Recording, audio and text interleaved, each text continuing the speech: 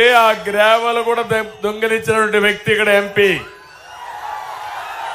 అవునా కాదా? అలాంటి దొంగకు మొగుడుగా పోలీస్ ఆఫీసర్ని తీసుకొచ్చాను.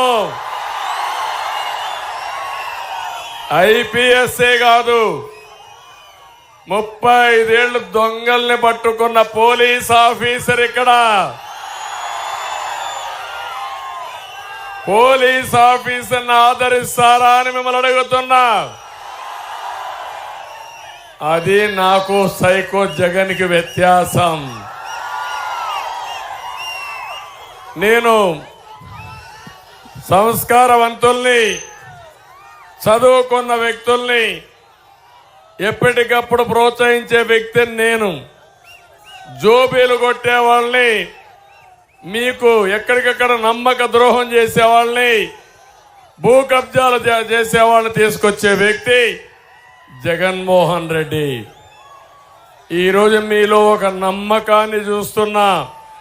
తెలుగుదేశం జెండాలు చూస్తా ఉంటే పచ్చ చొక్కాలు వేసుకుని, మా ఆడబిడ్డలు పసుపు చీరలు కట్టుకుని వీర వనితల మారిగా ముందుకొచ్చారు. మా తమ్ముళ్ళు అయితే బ్రహ్మాండంగా స్పందించే పరిస్థితికి వచ్చారు. అలాంటి నాకు ప్రాణ సమానమైన తెలుగుదేశం పార్టీ కుటుంబ సభ్యులకి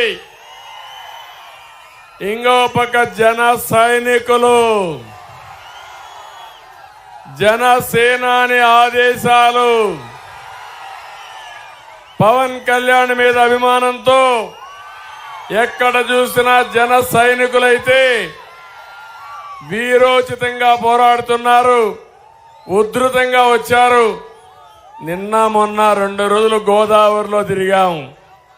తిరిగితే గోదావరి గర్జించింది. గోదావరి ఉధృతంగా వస్తే ఎంత స్పీడ్ ఉందో ప్రజల్లో కూడా అంత స్పీడ్ ఉంది. ఎవరైనా పొరపాటును కానీ వైఎస్ఆర్ కాంగ్రెస్ కానీ ఆ ఉధృతితో కాళ్లు పెడితే సముద్రంలోకి కొట్టుకోపోవడం ఖాయం.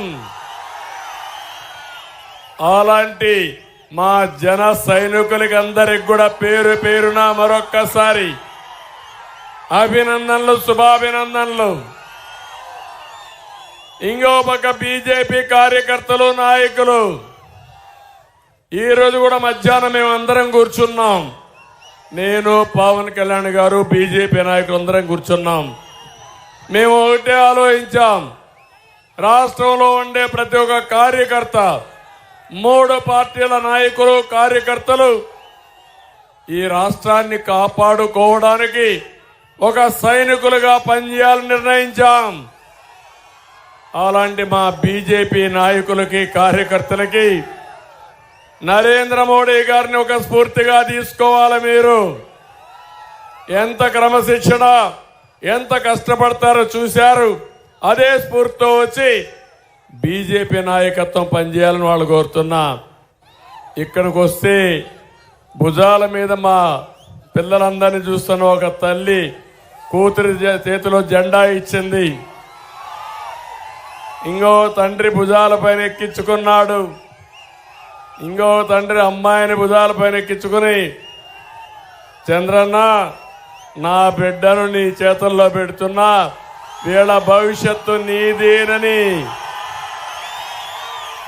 ఆ తల్లులు, ఆ తండ్రులు నా మీద నమ్మకం పెట్టారంటే నా జీవితంలో నాకేం కావాలని అడుగుతున్నా. ఈ నమ్మకం కోసమే బ్రతికాను నేను. అయితే ఒక్కసారి మీరు గుర్తుపెట్టుకోవాలి, నేను ముందుగానే మిమ్మల్ని అందరినీ ఏ పని చేయాలన్నా, ఏం చేస్తే లాభం వస్తుంది కూడా ఎప్పటికప్పుడు చెప్పేవాడిని. ఒక్క విషయం ఆలోచించుకోండి. హైదరాబాద్లో 2000 కంటే ముందు 1995లో మైక్ కొద్దిగా 95లోనే నేను ఆ రోజు ఒక విషన్ ఇచ్చాను. 20-20 విషన్ ఇచ్చాను.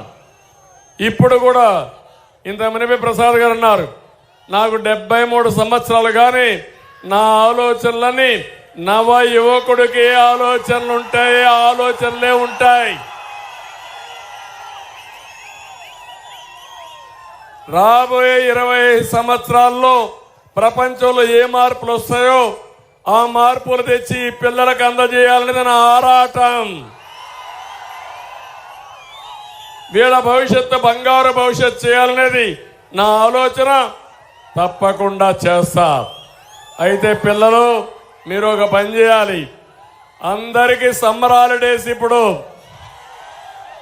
ఇంకొక నెల స్కూల్స్ ఉండవు.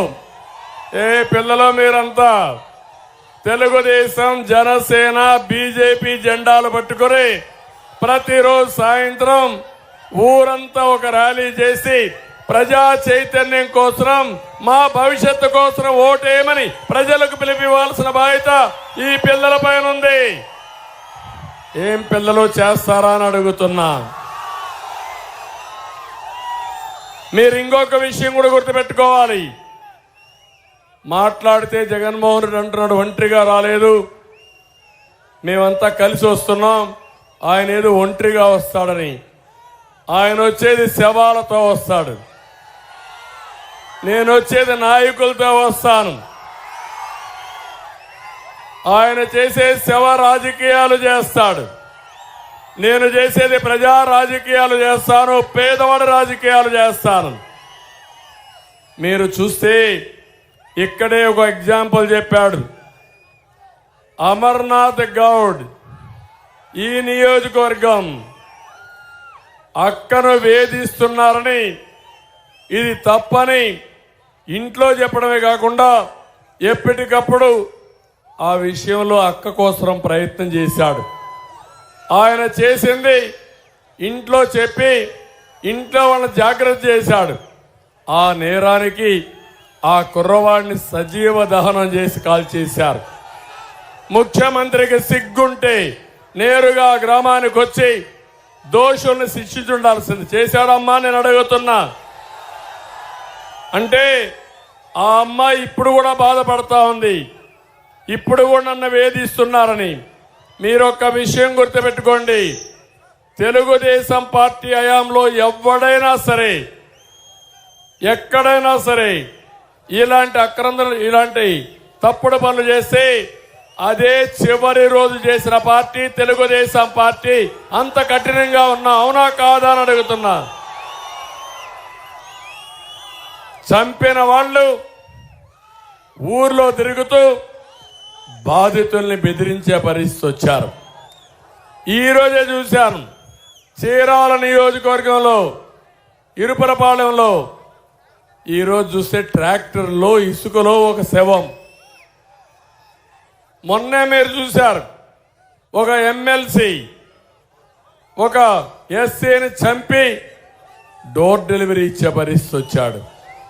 నేను ఈ విషయాలన్నీ చూసిన తర్వాత ఎన్నికల ముందు మీకు ఒక మాట చెప్పాను, మళ్ళీ ఒకసారి గుర్తు చేసుకోండి.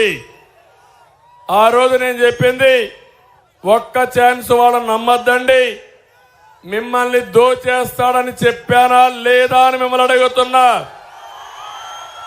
తల మీద చెయ్యి పెడతాడు, బుగ్గలు నిమర్తారు, ముద్దులు పెడతారు. మోసపోవద్దని చెప్పానా లేదా అని మిమ్మల్ని అడుగుతున్నా.